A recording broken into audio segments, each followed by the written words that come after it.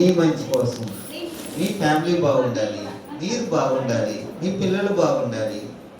So ఇవన్నీ బాగుండాలని ఇక్కడ ఎన్నో రకాలైనటువంటి ప్రోగ్రామ్ చేస్తాం. చేసేటప్పుడు పిలిస్తే రాదు. సో నేను కూడా అనుకున్నా, మహిళలతో మనం పనిచేస్తున్నాం అంటే దాదాపు 2500 మంది మహిళలతో మనం పనిచేస్తున్నాం.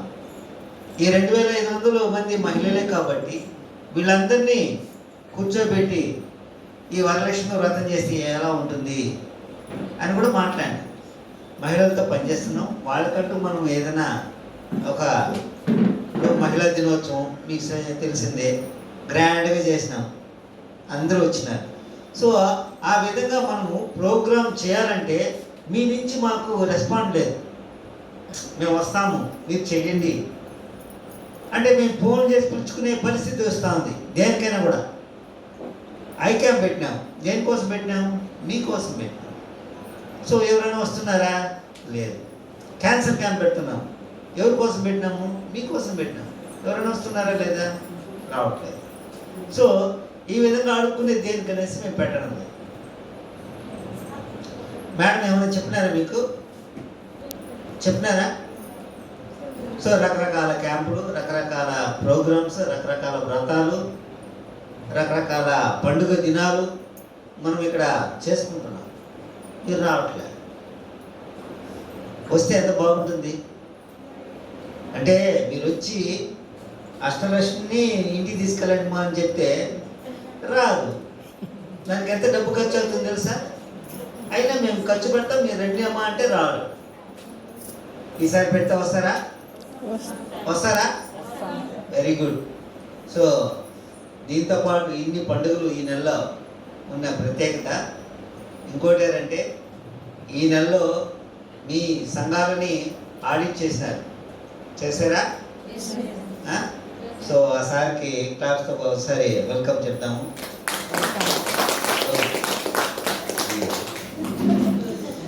సో సార్ పేరు ఏకాంబరం, ఇంటర్నల్ ఆడిటింగ్.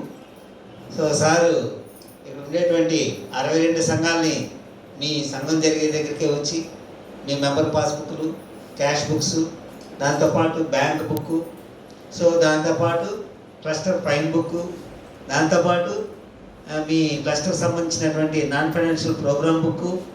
సో ఎన్ని పుస్తకాలు చూడండి, అన్ని పుస్తకాలు ఆయన చెక్ చేసినారు. దేనికి చేసినారు? కూర్చోండి సార్. ఎందుకు చేసినారు? ఎందుకు చేశారు? మేము ప్రాపర్గా పనిచేస్తున్నామా? మేడం కరెక్ట్గా పనిచేస్తా ఉంది లేదా? సో ఎక్కడైనా డబ్బులు ఎవరైనా మిస్యూజ్ చేసినారా? ఎక్కడైనా రూపాయి నష్టం జరిగిందా సంఘానికి? లాభాలు ఎంత వచ్చింది సంఘానికి? సో ఈ లెక్కలన్నీ ఆయన క్రోడీకరించి చెక్ చేసి మీ సంఘాల్లో ఉండేటువంటి రిమార్కులు ఏంది అంటే మనము క్లస్టర్ మీటింగ్లో, ప్రతి క్లస్టర్ మీటింగ్లో మాట్లాడుతూనే ఉంటాం. ఏం మాట్లాడుతుంటాము? ఎవరైనా ఒక చెప్పండి. ప్రతి క్లస్టర్ మీటింగ్లో ఏం మాట్లాడతాము? ఎవరైనా ఒక చెప్పండి. ఏం మాట్లాడతాము?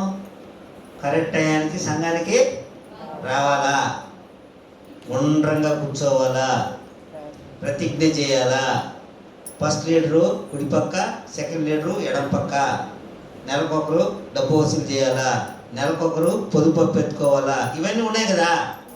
ఇవన్నీ కూడా చెక్ చేస్తాడు ఆయన. వాటికి కూడా మార్కులు. సంఘానికి ఎంతమంది వచ్చినారు, పద్ధతి ప్రకారం సంఘం జరిగిందే లేదా. సో ఇవన్నీ చెక్ చేయడానికి ఆయన వచ్చింది.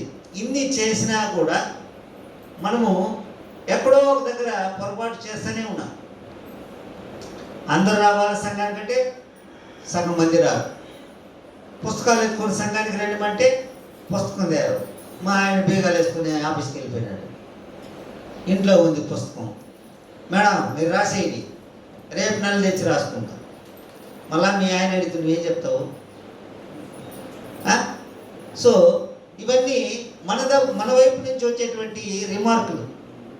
సో ఆ రిమార్కులు మనం కట్టడి చేసుకోవాలంటే ఏం చేయాలా? ప్రతి నెల క్లస్టర్ మీటింగ్లో చెప్పేటువంటి విషయాన్ని మీరు ఏం చేయాలా? కరెక్ట్గా సంఘాల్లో ఫాలో చేయాలి. దయచేసి చెప్తున్నా. సో 25వ తేదీ మళ్ళా సంఘం నుంచి ఇద్దరు రావాలా. దేనికి? ఆడిట్ సర్టిఫికేట్ తీసుకోవడానికి. సో ఈ 62 సంఘాలని ఆడిట్ చేసి దాదాపు ఎంత ఉంది, 3 కోట్ల రూపాయలు లెక్కల్ని ఆయన చూసినారు ఈ నెలలో. 62 సంఘాల్లో 3 కోట్ల రూపాయల లెక్కల్ని ఆయన చెక్ చేసినారు. సో ఎక్కడా సమస్య లేదు.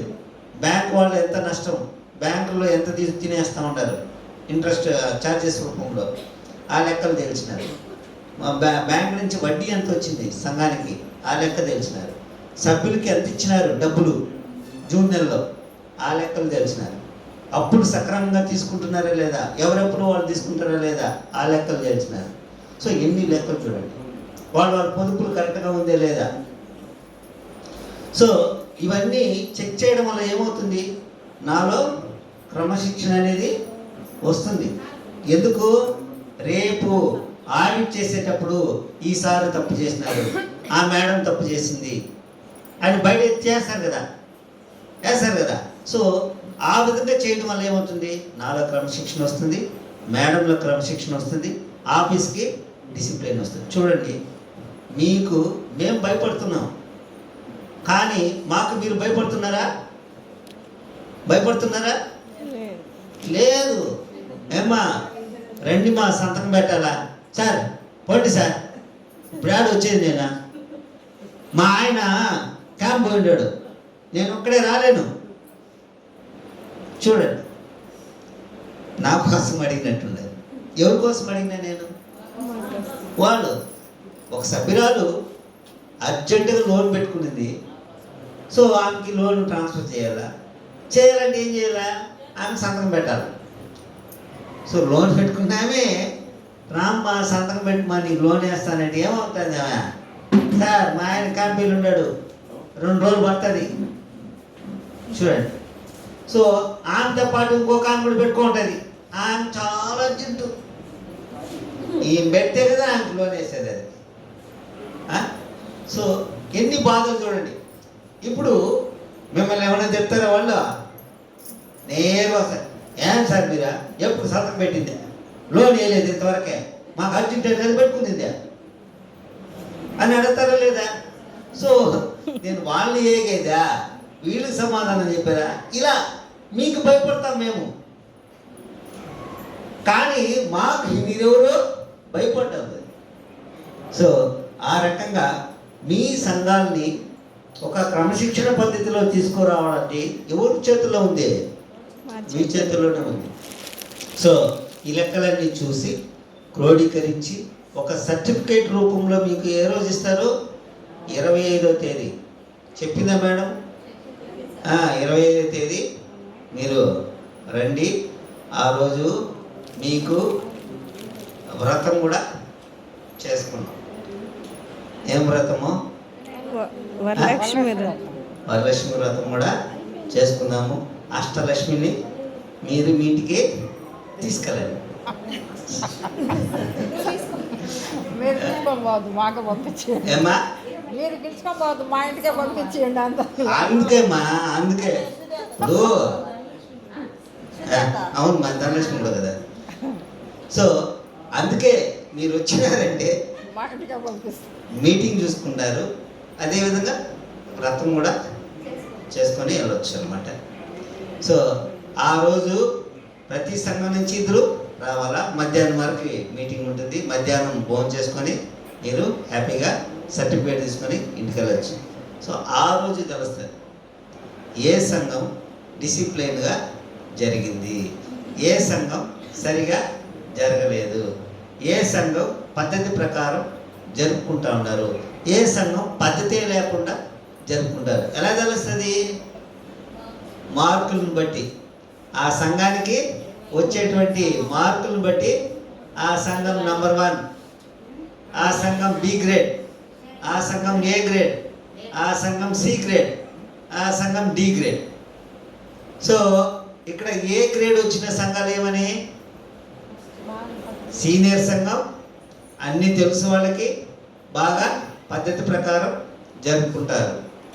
సో డి గ్రేడ్ వచ్చిన వాళ్ళకి ఏమి, చిన్న సంఘం, పద్ధతి లేదు, సభ్యులు తక్కువ, 10 మందే ఉంటారు, సో 10 మంది ఉంటే కూడా 5 మంది సంఘానికి హాజరవుతారు, 5 మంది రారు. సో అప్పులే తీసుకోరు, స్లీపింగ్ మెంబర్స్ ఉంటారు ఆ సంఘంలో, పొదుపప్పు కూడా తీసుకోరు. సో ఇటువంటి సమస్యలు ఉండేటువంటి సంఘాలు డి గ్రేడ్, సి గ్రేడ్కి వచ్చేస్తుంది. సో మా సంఘం ఏ గ్రేడ్ అనే చేతులు ఎత్తండి.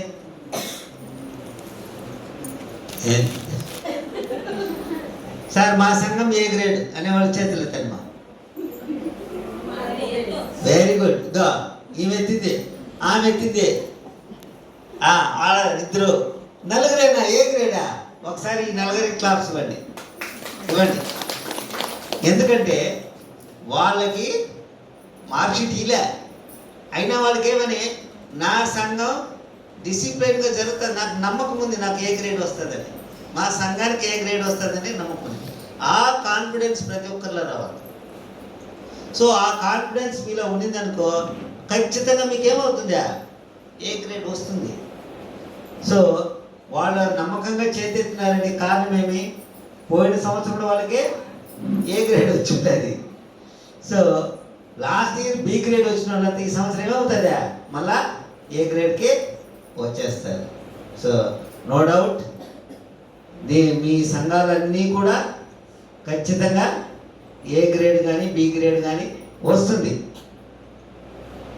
నాకుంది మా నమ్మకం, మీకు లేదు. చూడండి, నాకుంది నమ్మకం మీ సంఘాల మీద, మీకు లేదు.